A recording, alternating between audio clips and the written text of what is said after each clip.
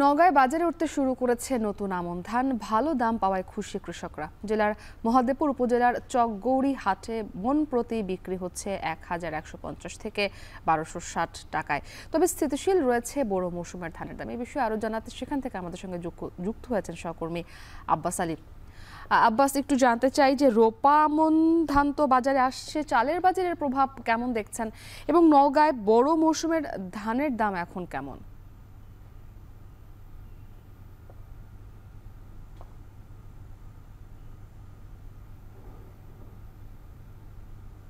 ধান কাটামাড়াই শুরু হয়েছে এবং এইসব ধান আসলে কৃষকদের হাত ধরেই হাট বাজারগুলোতে বিক্রি শুরু হয়েছে। বলা যায় যে গত বছর মৌসুমের শুরুতে যে দামে বিক্রি হয়েছিল সে তুলনায় এবছর আসলে প্রতি মনে বলা যায় যে 200 থেকে 250 টাকা মন বেশি দরে বিক্রি হচ্ছে এবং ভালো দাম পেয়ে কৃষকরা লাভবান হচ্ছে বলা যায়।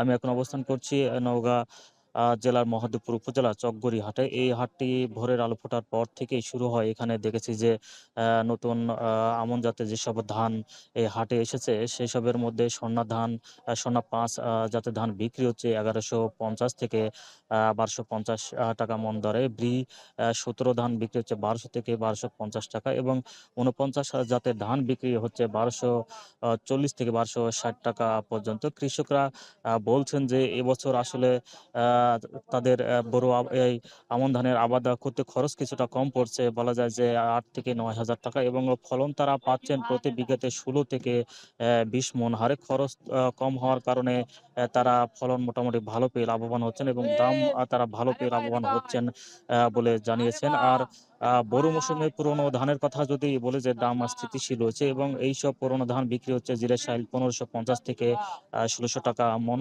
সুফলতা ১৪০০ থেকে ১৪৮০ টাকা এবং কাটারি ভোগ বিক্রি হচ্ছে ১৬০০ থেকে ১৬২০ টাকা মন দরে। যেহেতু বড় ধানের দাম স্থিতিশীল রয়েছে এবং নতুন আমন ধানের দাম মোটামুটি বেশি রয়েছে। তবে বলা যায় যেহেতু চালের বাজারে আসলে এখনো তেমন প্রভাব পড়েনি। আমরা দেখেছি যে ৫৫-৫৬ টাকার নিচে আসলে কোনো ধরনের চাল বাজারে পাওয়া যাচ্ছে না। ব্যবসায়ীরা বলছেন যে যেহেতু মৌসুমের শুরুতে বাজারে ধানের সরবরাহ আসা শুরু করেছে, আগামী ১৫ থেকে ২০ দিন পর ধানের সরবরাহ আরো বাড়বে এবং দাম কিছুটা কমে আসবে।